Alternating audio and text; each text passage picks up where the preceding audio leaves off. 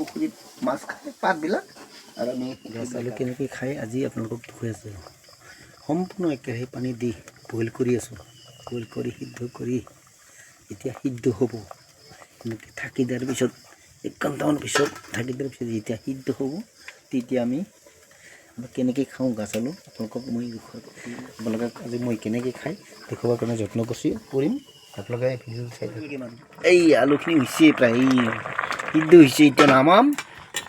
এই চাওক কেনেকৈ মই নামাই আছোঁ। এই কাঁহীত চাওক এই কাঁহীত নামাইছোঁ। এই কাঁহীত অকণমান অকণমান হেৰিৰ লগত ধুনীয়াকৈ খাম আৰু চাহৰ লগত। এই চাহ বনাই আছোঁ আমি। চিনি দিলোঁ দিলোঁ চাহপাত। এই চাহপাত দিলোঁ যিহেতু আলুৰ লগত আজি আমি চাহ খাব লাগিব। আলুৰ লগত চাহ ৰঙা চাহ।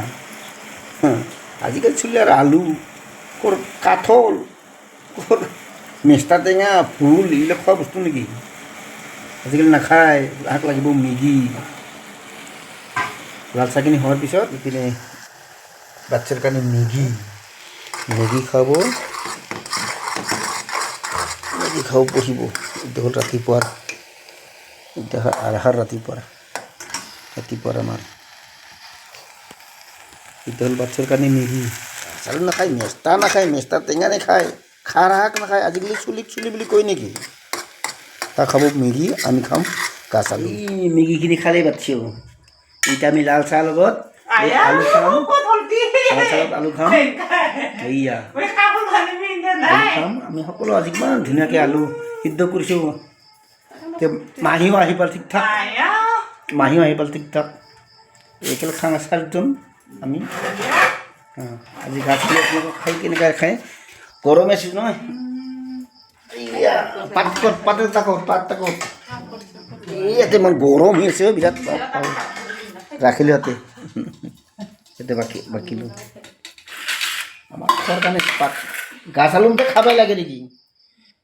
পুখুৰীৰ পৰা ৰোৱাৰ কাৰণে খাব পাইছা। পুখুৰীৰ পৰা নোৰলি খাব পালে নেকি? কিনি খাব লাগিল সি তোৰ।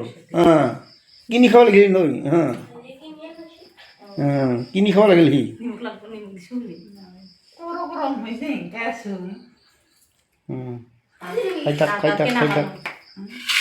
খাই থাক।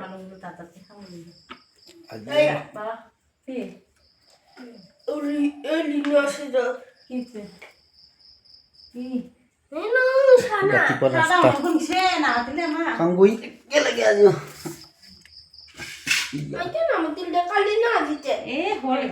নিমখ দি অলপমান নিমখ আৰু জলকীয়া অলপ বুজি নিমখ জলকীয়া চাহ খাওঁ। ৰাতিপুৱা নাস্তা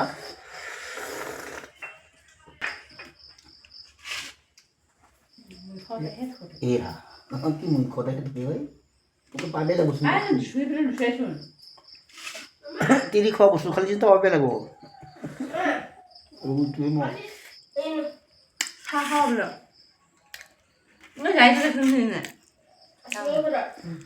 কি সোৱাদ। এই চাওক কি সোৱাদ। যদি খাব খোজে আপোনালোকে আহক আমাৰ ঘৰত। গাছ আলু যদি খাব খোজে, লাল চাহ যদি খাব খোজে আহক আমাৰ ঘৰত। আহক আমাৰ ঘৰত একেলগে বহি বিৰাট খাব লাগে।